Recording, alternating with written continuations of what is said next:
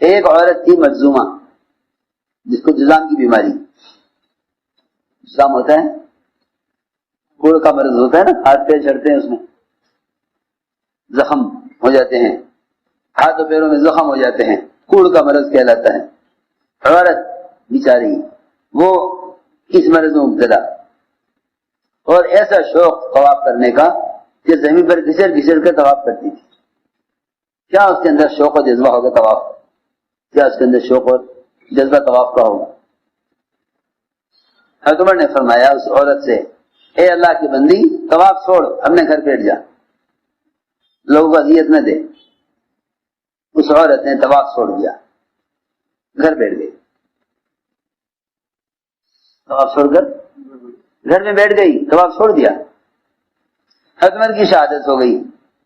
اس سے کہا گیا کہ اس عورت سے کہ جس نے تجھے طواف سے روکا تھا وہ چلے گئے دنیا سے، اب جا طواف کر، تجھے کوئی روکنے والا نہیں ہے۔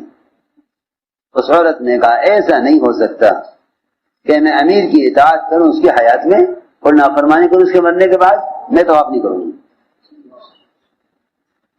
مجھے امیر نے طواف سے روک دیا، جی مجھے امیر نے طواف کرنے سے روک دیا ہے، میں طواف نہیں کروں گی۔ لوگوں نے کہا کہ امیر چلے گئے، کہ چلے گئے تو کیا ہوا، حکم تو باقی ہے، کہ میں طواف نہیں کروں جنہیں میرے امیر نے روکا ہوا ہے۔ یہ نہیں ہو سکتا کہ میں ان کی اطاعت کروں ان کی حیات میں اور نافرمانی کروں ان کے مرنے کے بعد۔ جی ہاں، جذبہ طواف کا بہت اچھا ہے، طواف کا جذبہ بہت اچھا، مگر حکم یہ ہے۔ یہ ہیں مثالیں اطاعت کی، صحابہ کی، اس سے اجتماعیت ہوتی ہے۔ آگے سنو تیسری بات، کہ حکم آئے گا معمول کے خلاف۔ لوگ کہتے ہیں پہلے یہ بات تھی، نہیں اب کیوں ہو گئی؟ ہاں پہلے یہ بات تھی نہیں اب کیوں ہو گئی؟ کہ نہیں، معمولات کے خلاف بھی حکم آئیں گے، معمول کے خلاف حکم آئے گا، یہ دیکھنے کے لیے کہ اپنے معمول پر جمے رہتے ہیں یا حکم پر آتے ہیں۔ سنو غور سے، معمول تھا کہ نماز پڑھی جاتی تھی بیت المقدس کی طرف، نماز پڑھی جاتی تھی بیت المقدس کی طرف۔ حکم آیا کہ آپ رخ پھیر لیجئے بیت اللہ کی طرف۔ ظہر کی نماز ہو رہی تھی، نماز کے دوران حکم آ گیا، فولی وجہ کا شطر مسجد الحرام، کہ نبی جی آپ رخ پھیر لیجئے بیت المقدس سے بیت اللہ کی طرف۔ حضور اکرم صلی اللہ علیہ وسلم نے نماز پڑھاتے پڑھاتے ہی اپنا رخ بیت المقدس سے بیت اللہ کی طرف پھیر دیا۔ کیونکہ آپ نے، اللہ نے ایسا، اللہ فرماتے ہیں ہم نے آپ کا رخ اس لیے پھیرا ہے، ہم جاننا چاہتے ہیں اور دیکھنا چاہتے ہیں کہ کون نبی کی اطاعت کرتا ہے اور کون پہلے قبلے پر جمع رہتا ہے۔ وما جعلنا القبلة التي كنت عليها إلا لنعلم من يتبع الرسول ممن ينقلب على عقبيه۔ ہم دیکھنا چاہتے ہیں کون نبی کی اطاعت کرتا ہے، کون اپنے پہلے قبلے پر جمع رہتا ہے۔ ہم نے اس لیے حکم دیا ہے آپ رخ پھیر لیجئے بیت المقدس سے بیت اللہ کی طرف۔ یہ مثال ہے کہ حکم آیا اس کے خلاف، معمول کے خلاف، حکم آیا معمول کے خلاف۔ ہمارا معمول یہ تھا، حکم آیا معمول کے خلاف۔ ہم دیکھنا چاہتے ہیں کون نبی کی اطاعت کرتا ہے اور کون قبل اول پر جمع رہتا ہے، ہم اس لیے حکم لائے ہیں۔ تو میرے دوستوں، آج میں نے ساری بات اس پر عرض کی ہے کہ اگر یہ سوچ کر حکم چھوڑ دیا کہ یہ اصول پہلے کے لیے تھا اب کے لیے نہیں ہے، تو سارا میدان فتح کا مسلمانوں کے ہاتھوں سے غیروں کے ہاتھوں میں جا رہے گا۔ حضور اکرم صلی اللہ علیہ وسلم نے غزوہ احد میں 50 صحابہ کو متعین کیا ایک پہاڑی پر، جبل رومات پر، کہ تمہیں یہاں سے ہلنا نہیں ہے، میں یہاں سے تمہیں ہٹنا نہیں ہے، چاہے فتح ہو یا شکست ہو، چاہے ہمارے غنیمت لوٹ رہے ہوں تم یہاں سے مت ہٹنا، اور چاہے ایسی ہزیمت اور شکست ہو جائے مسلمانوں کو کہ پرندے، چیلے اور کوے وہ ہمارے گوشت کھا رہے ہوں، ہمارا گوشت کھا رہے ہوں، تب بھی تم یہاں سے مت ہٹنا، سنو، تب بھی یہاں سے نہ ہٹنا۔ عجیب بات ہے، یہاں سے مت ہٹنا۔ 50 تیر انداز آپ نے غزوہ احد میں جبل رمات پر متعین کیے، عبداللہ بن جبیر کو ان کا امیر بنایا کہ امیر کی اطاعت کرنا اور یہاں سے نہ ہٹنا۔ اللہ نے فضل فرمایا کہ اس راستے پر، یہ دشمن کے آنے کا راستہ تھا، اس پر 50 صحابہ متعین کر دیے، مشرکین کو شکست ہو گئی، مال غنیمت صحابہ لوٹنے لگے، مشرکین بھاگنے لگے۔ اب کیا ہوا؟ اختلاف۔ اب تو حالات بدل گئے ہیں، اب تو وہ پہلے والی بات رہی نہیں ہے۔ ہاں پہلے کہا گیا تھا یوں کرنا، یہاں سے مت ہٹنا، اس وقت کے لیے تھا۔ 50 صحابہ میں سے 40 صحابہ نے کہا ہم تو مال غنیمت لوٹیں گے۔ حضرت جبیر نے کہا نہیں، ایک کو بھی یہاں سے نہیں ہٹنے دینا، اللہ کے نبی کا حکم ہے، یہاں سے نہیں ہلنا۔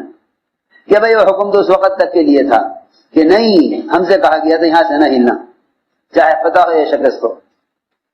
عبداللہ بن جبیر اڑے رہے اپنی بات پر، جمے رہے، لیکن یہ 40 صحابہ الگ ہو گئے کہ نہیں، ہم تو مال غنیمت لوٹیں گے۔ سب مال غنیمت لوٹ رہے ہیں اور آپ نے ہمیں روکا ہوا ہے،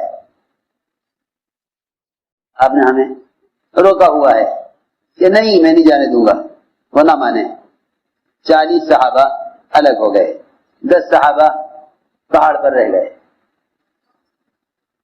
جب یہ 10 رہ گئے، مشرکین نے دیکھ لیا کہ اب ان کی تعداد اتنی نہیں ہے، لہذا ادھر سے ہی مشرکین نے حملہ کیا، ان 10 کو قتل کیا۔ صحابہ ہمارا غنیمت کے لوٹنے میں ایسے مشغول تھے، انہیں تصور بھی نہیں تھا کہ دشمن دوبارہ آ جائے گا۔ پلٹ کر دشمن نے حملہ کیا۔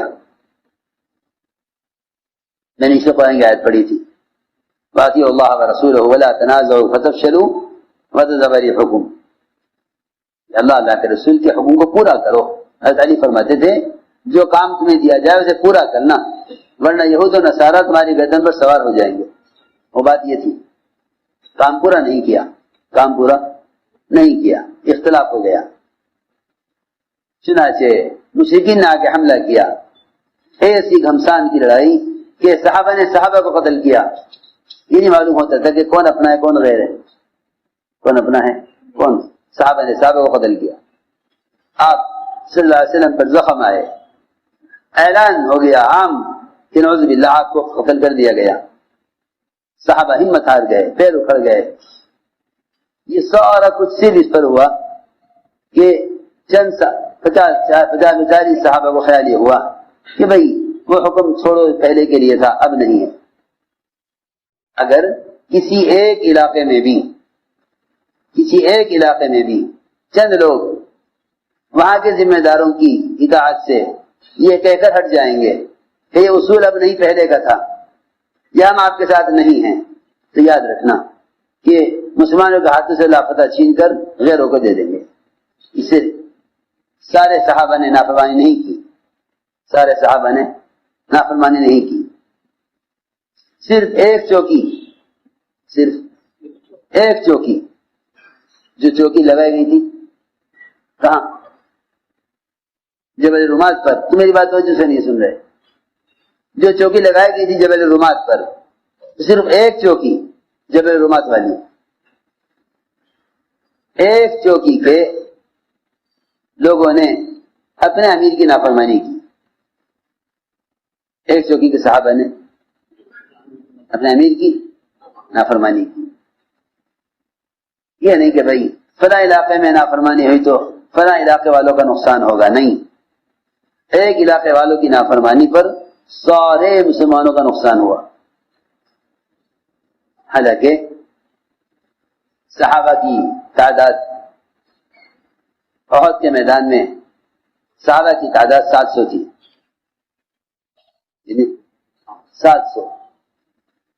700 میں سے صرف 40 صحابہ، 700 میں سے صرف 40، 700 میں سے 700 میں سے 40 صحابہ انہوں نے بھی رائے پر عمل کیا. 700 صحابہ میں سے 40 صحابہ نے کہا ہم آپ کی بات نہیں مانیں گے، اپنے ذمہ دار.